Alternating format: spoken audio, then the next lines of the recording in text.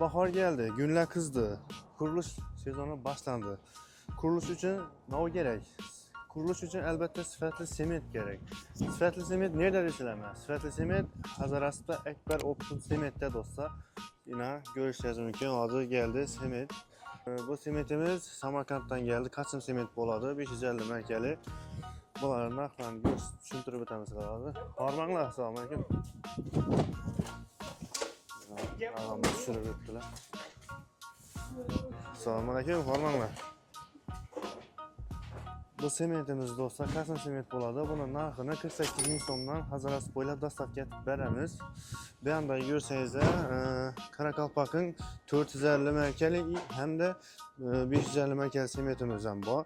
550 sementimizi Karakalpak'ını 53'ten, 450 merkezini 50'den Hazaras bo'ylab dastavka etib beramiz dostlar. Bemalol şu ekranda yozilib turgan telefon nomerlari telefonsangiz ham bo'ladi. Hazaras bo'ylab cheklanmagan miqdorda dastavka etib yetkazib beramiz. Bu yerda sementdan tashqari styashka uchun setkalarimiz ham bor. Qora qog'ozlarimiz bor va kilonkalarimiz ham bor do'stlar. Bemalol aytarasizlar, kimga nima kerak bo'lsa, nechalar kerak bo'ladi qolsa, bemalol Hazaras bo'ylab yetkazib beramiz. Ekrandagi telefon nomerga telefon urib, zakaz qilsangiz onlayn savdo qilaveramiz do'stlar. Adresni aytib o'taman. Adresimiz Hazarasda Mol bozorining to'g'risida bo'ladi. Yana bu yerda Bog'eram to'yxonaning to'g'risida Ekber Optum sement bo'ladi do'stlar. Yo'l ustidan ko'rsatib o'taman.